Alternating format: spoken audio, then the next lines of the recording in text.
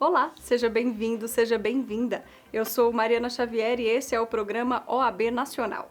A partir de agora, você é o nosso convidado. Então fique com a gente, já estamos no ar.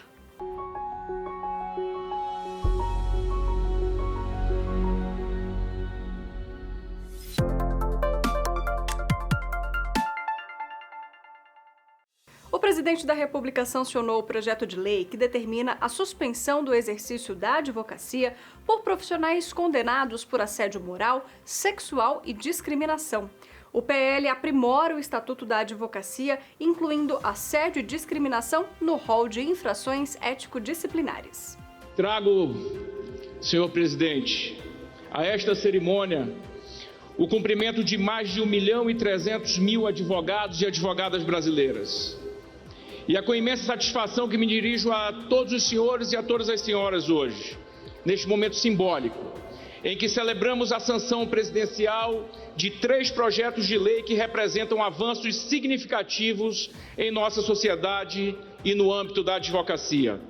São conquistas que reforçam o nosso compromisso com a igualdade, com a justiça e a defesa dos direitos fundamentais. Tenho a especial satisfação e honra em testemunhar a consagração do PL 1852 de 2023, que alterar o artigo 34 da Lei 8.906 de 94, que é o Estatuto da Advocacia e da OAB, classifica o assédio moral, o assédio sexual e outras formas de discriminação como infração ético-disciplinar.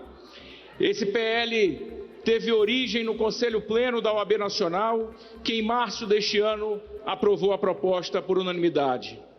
Contamos, em especial, com o protagonismo da Comissão Nacional da Mulher Advogada, aqui representada e presidida pela presidente, conselheira federal Cristiane Damasceno, e com o generoso acolhimento e proposição da deputada Laura Carneiro, do Rio de Janeiro, em nome da qual cumprimento e agradeço todos os parlamentares e todas as parlamentares do Brasil, que também, de forma unânime, aprovaram esse importante projeto para a advocacia.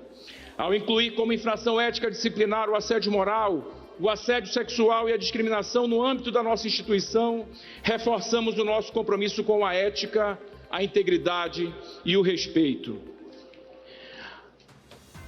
Essa medida demonstra o nosso empenho em criar ambiente seguro e saudável para todos os advogados e advogadas, além de promover uma atuação mais ética e justa em prol da sociedade como um todo.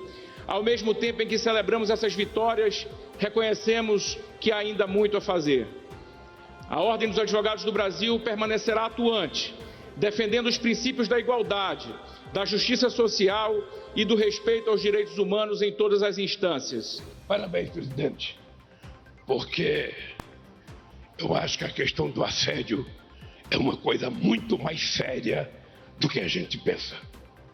O dia que todo mundo tiver condições de denunciar a forma de assédio a que as mulheres são submetidas, a gente vai descobrir que a gente está vivendo uma situação de anormalidade. Porque eu não vou dizer outra coisa, mas é falta de vergonha, é falta de respeito, é falta de caráter alguém praticar assédio. Então, essa posição da OAB, de dentro da OAB começar a moralizar, é uma coisa extraordinária. Eu não sei quando acontece, mas eu fico imaginando quantas meninas estagiárias sofrem assédio nos grandes escritórios de advogados desse país. A proposta foi idealizada pela Comissão Nacional da Mulher Advogada da Ordem dos Advogados do Brasil. A sanção do PL contra o assédio pelo Poder Executivo atualiza o Estatuto da Advocacia, que agora prevê a suspensão do exercício profissional de advogados e advogadas condenados por assédio moral, sexual ou por discriminação. A proposta nasceu aqui no Conselho Federal, sendo conduzida pela Comissão Nacional da Mulher Advogada e ganhou todo o Congresso Nacional, tendo recebido o apoio de praticamente todos os partidos políticos brasileiros. Esta lei, fruto da mobilização conjunta de todas as nossas seccionais, nos mostra que o empenho e comprometimento podem produzir mudanças concretas. Liberdades, direitos e garantias individuais e coletivas só se efetivam por meio do livre exercício da advocacia. É por isso que lutamos e seguiremos empunhando todos os dias a bandeira da equidade de gênero e do respeito às prerrogativas da nossa profissão. A presidência do Supremo Tribunal Federal reconheceu a relevância de proposta apresentada pelo Conselho Federal da OAB para a edição de uma súmula vinculante que define como violação a responsabilização de advogado pela emissão de parecer ou opinião jurídica. Apenas por emitir esses pareceres, esses advogados públicos e também uma parcela de advogados privados que atuavam no caso concreto eram responsabilizados, seja no Tribunal de Contas, sejam em ações de improbidade administrativa, ou seja, em ações penais, porque pessoas outras pegavam esses pareceres e os mal utilizavam para fins ilícitos. Então, esses profissionais acabavam sendo atingidos na sua prerrogativa de independência, fazendo com que respondessem esses processos. Nas mais diversas demandas, a Ordem dos Advogados do Brasil foi aos tribunais e conseguiu significativas vitórias. Vitórias que demonstravam que os advogados pareceristas, quando não demonstrado que estava envolvido de maneira subjetiva com qualquer ato ilícito, não poderiam ser responsabilizados pela emissão do parecer. Decisões do Supremo Tribunal Federal e do Superior Tribunal de Justiça, nesse sentido, estavam respaldando a OAB e os advogados. Contudo, não paravam as violações, de modo que essas ações continuavam se replicando. Então, fomos ao Conselho Federal da OAB e propusemos que a entidade fosse ao Supremo Tribunal Federal para propor a edição de uma súmula vinculante. Uma súmula vinculante porque, como dito, o Supremo Tribunal Federal, em reiteradas decisões, já havia decidido exatamente na não responsabilização desses profissionais. Protocolada a proposta, o presidente do Supremo reconheceu a legitimidade da OAB, que a questão tem natureza constitucional, que ela tem relevância e, mais do que isso, que realmente o Supremo tem decidido de maneira reiterada, exatamente no sentido em que a OAB busca do Supremo a edição dessa súmula vinculante. Uma grande vitória e agora nós, então, trabalharemos para que essa súmula seja devidamente aprovada. O plenário do Conselho Nacional do Ministério Público aprovou na última semana a abertura de processo administrativo disciplinar contra o promotor de justiça de Taubaté por ofensas à advogada Cíntia Souza. Em determinado momento, o doutor promotor, na hora dos debates, ele menciona a respeito do silêncio do réu. Ele fala ali, ele explicando aos jurados de que ele gostaria de ter feito perguntas para o réu, mas o réu não quis responder e que ele teria somente respondido as perguntas da defesa de uma maneira ensaiada, ele já sabia o que ele ia responder, porque ele já sabia qual era a pergunta. E, assim, é evidente violação ao 479, utilizando-se de um argumento de autoridade. Nesse momento, nós nos insurgimos, pedimos aí pela uma questão de ordem ao juiz-presidente. O doutor Ivan, inclusive, muito assertivo, discorreu ali a respeito do 479, de que o que ele estava fazendo não era correto e que, inclusive, sob pena de nulidade ali do plenário, porque aquilo não poderia acontecer. E ficou um embate ali e foi quando eu me aproximei dali de onde estavam os jurados e eu estava ali, né, no calor ali da emoção, dizendo sobre isso. Olha, doutor, o que o senhor fez aqui é errado, o senhor não podia ter feito isso. E aí ele fala, a doutora tem o hábito de rebolar. Não adianta você falar, a doutora tem o hábito de rebolar. E aí, a hora que ele falou isso, eu acho que a minha feição ali no vídeo foi muito evidente ali, né? Eu falei, rebolar? Poxa, rebolar, se para o senhor, né, pensei comigo, se para o senhor a gente se insurgir contra uma ilegalidade, contra algo que está errado, rebolar. E quando eu vou questionar, vou falar para ele, doutor, o senhor me respeite, eu estou trabalhando, tanto quanto o senhor, maneira aí na palavra, estou aqui exercendo a minha profissão. E E o que eu senti? Se fosse algo ali fora de contexto ou uma má colocação, talvez podia explicar, né? Eu usei isso como uma força de expressão, uma linguagem. E ele continua: acabou o seu show? Acabou o teatro? Acabou o teatro, acabou o show. E aquilo, assim, para mim, assim, foi realmente, assim, ofensivo. Ele enfocar isso como se eu estivesse ali fazendo um teatro, fazendo uma encenação, aquilo que eu estava dizendo não tinha razão de ser. O caso foi levado ao CNMP pelos representantes da advocacia no colegiado. Acompanhe. Não se pode pensar que a defesa de um ponto de vista, a defesa de uma versão, a defesa dos interesses de um constituinte possa ser equiparado a uma tentativa de ludibriar a justiça. Você defende um ponto de vista, você defende a tese que entende mais adequada para a formação de uma defesa técnica de seu constituinte. Só para fazer uma comparação, me permita, Vossa Excelência fez uma defesa com a qual eu posso divergir, mas jamais direi que o senhor tentou driblar esse conselho, que o senhor tentou enganar esse conselho, que o senhor tentou rebolar esse conselho. Então, é nessa perspectiva que me parece muito sério e muito grave essa infeliz, né, bem que Vossa Excelência reconhece, essa infeliz expressão, essa infeliz palavra do promotor.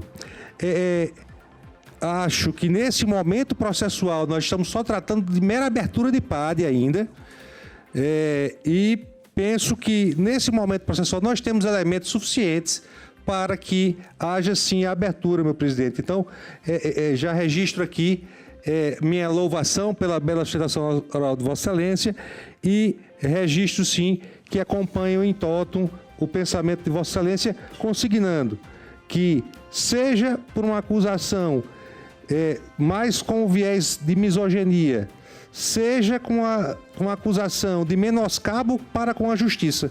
Nós temos fundamentos aqui para a abertura do PAD. Agora nós vamos para um breve intervalo e voltamos na sequência com mais OAB Nacional. Não saia daí.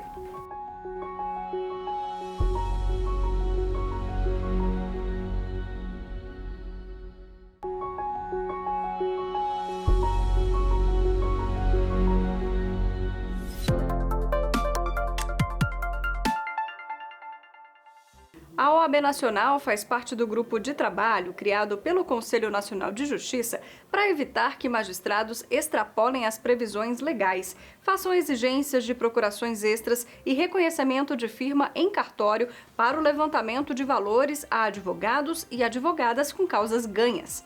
A intenção é encontrar equilíbrio entre os direitos da advocacia e a proteção judicial em situações onde houver indícios de eventuais irregularidades. Quando estiver no instrumento de procuração, que o advogado tem poderes para, por exemplo, para dar e receber quitação, o advogado, de fato, tem autorização plena do seu cliente para sacar qualquer alvará judicial no seu nome, em nome próprio.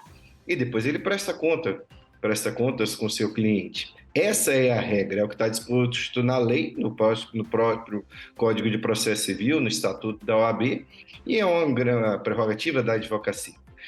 Em certas situações, logicamente, um magistrado entendendo que há indícios, por exemplo, de alguma irregularidade, a parte, por exemplo, acontece muito em ações previdenciárias, a parte é um senhor de idade, há muito tempo não se manifesta nos autos, há uma concreta desconfiança, por exemplo, de que aquela parte sequer existe ainda, não faleceu, ou outras situações, como no caso de litigância predatória, nessas hipóteses excepcionais, em que houver indícios concretos, é lógico que o magistrado, dentro do seu dever de cautela, é um dever, não é uma possibilidade, ele pode sim fazer outras exigências, pedir uma nova procuração, pedir determinar a intimação da parte para que se apresente presencialmente, para que confirme os fatos, mas em hipóteses excepcionais.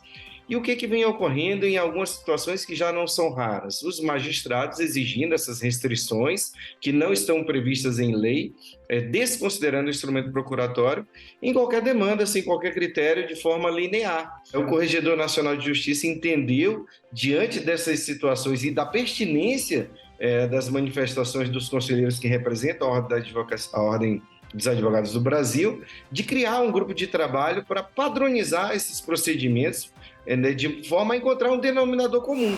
A Comissão de Direitos Sociais da OAB Nacional se reuniu para tratar da ação direta de inconstitucionalidade que tramita no STF sobre a revisão da correção dos depósitos nas contas vinculadas ao FGTS. Confira na entrevista.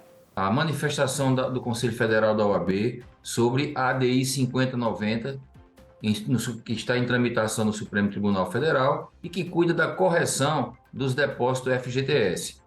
A ação proposta alega perda patrimonial dos trabalhadores, uma vez que o critério de correção monetária dos depósitos do FGTS é pela TR, o que implicaria em uma não correção adequada dos depósitos do FGTS em prejuízo de cada trabalhador e de cada trabalhadora brasileira.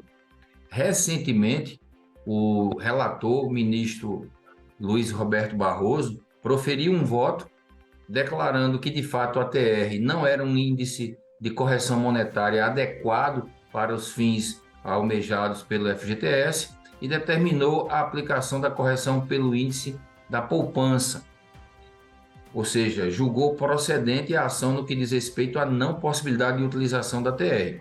O que a comissão entendeu indevida ou indevido é que o efeito dessa decisão ele é prospectivo, ou seja, as perdas patrimoniais ocorridas e que foram motivo do ajuizamento de milhões de ações em todo o território nacional, pedindo para que os depósitos do FGTS fossem corrigidos, não pela TR, mas pela poupança, a partir do seu ajuizamento, levando em consideração as perdas, elas não terão mais essa possibilidade, porque o efeito da decisão do Supremo Tribunal Federal é daí para frente, é prospectivo. A comissão entendeu que isso, não obstante a decisão ter sido favorável em aplicar a correção daqui para frente, as perdas patrimoniais pretéritas, elas ficam prejudicadas pela decisão até então do Supremo Tribunal Federal. A caravana Mais Prerrogativas pelo Brasil, do Conselho Federal da OAB, esteve nos últimos dias em Belém do Pará e também em Salvador, na Bahia. A intenção foi visitar autoridades, mapear violações às prerrogativas da advocacia com mais incidência no país para atuar de maneira direcionada com solução e prevenção desse tipo de crime. É dever de cada um de nós, 1 milhão e quase 400 mil advogados brasileiros, defender a prerrogativa um do outro. Por isso é importante que cada um de nós se coloque voluntariamente, como todos nós que estamos no sistema, para trabalhar em defesa da advocacia. Prerrogativas muitas vezes não há necessariamente, mas não nos furtamos do confronto. Nós podemos e devemos fazê-la como entes essenciais da administração dessa justiça, de forma ao encontro. Porque indo ao encontro das nossas pautas, dos nossos anseios, ao fim e ao cabo nós estamos defendendo o interesse do cidadão, o direito do cidadão, do jurisdicionado, que é um direito constitucional dos mais consagrados e raros, que é o acesso à justiça, de ter paridade de armas, prerrogativas, é o carro-chefe, deve ser o carro-chefe de toda a gestão, porque ela efetivamente garante o exercício profissional. E o nosso exercício profissional garante o acesso à justiça. O nosso exercício profissional é que muitas vezes é a voz daquele cidadão que não pode falar. É o ar daquele cidadão que muitas vezes está impedido de respirar. O eco da busca pelo direito à justiça parte da atuação do advogado e da advogada. E o Estado Democrático de Direito, já foi dito desta tribuna aqui, ele se faz calcado nos seus dois mais importantes princípios, que é ampla defesa e contraditório. Não há Estado Democrático de Direito se não tiver dentro do devido processo legal. E não há devido processo legal se nós não tivermos respeitado o princípio da ampla defesa e contraditório. E ampla defesa e contraditório só se faz e se consolida com o advogado e a advogada atuando de forma liberta, autônoma, independente e sem qualquer hierarquia ou subordinação para com os demais atores do processo. A OAB Nacional participou da abertura da primeira edição dos Jogos da Advocacia Nacional. A solenidade aconteceu no Centro Esportivo e de Lazer em Aparecida de Goiânia. Em primeiro lugar, essa é uma noite muito mais do que especial. Eu que tenho o esporte como algo que ao lado dos estudos literalmente salvou minha vida, e eu posso dizer isso, acho que o esporte transforma, o esporte traz união, o esporte traz senso de responsabilidade, de vitória, de superação, e receber atletas aqui no estado de Goiás, no maior e melhor clube, data máxima vênia a todos meus queridos amigos presidentes do Sistema OAB, que é o nosso céu da OAB, é muito especial. Pelo menos 2.000 profissionais do direito, entre atletas, comissão e diretores dos 26 estados, mais o Distrito Federal, disputaram as Olimpíadas. O evento foi realizado pela Coordenação Nacional das Caixas de Assistências dos Advogados, com o objetivo de promover saúde, bem-estar e entrosamento entre a classe. Hoje, quando eu cheguei aqui e vi esse lugar repleto de atletas, repleto de advogados, repleto de pessoas que vieram aqui para praticar o esporte, homens e mulheres, eu entendi que talvez quando nós, 27 presidentes de Caixa, tomamos aquela decisão na primeira reunião da CONCAD de reafirmarmos a pauta do esporte e nos alinhamos para fazer esse evento grandioso no que diz respeito ao esporte, talvez a gente não soubesse que o esporte representa exatamente o que a gente vê aqui. Nós somos muitos, nós somos diversos, e quando a gente decide trabalhar a pauta do esporte, a gente entende que quando chega esse todo, a nossa soma é maior que a soma individual da diversidade de cada um de nós.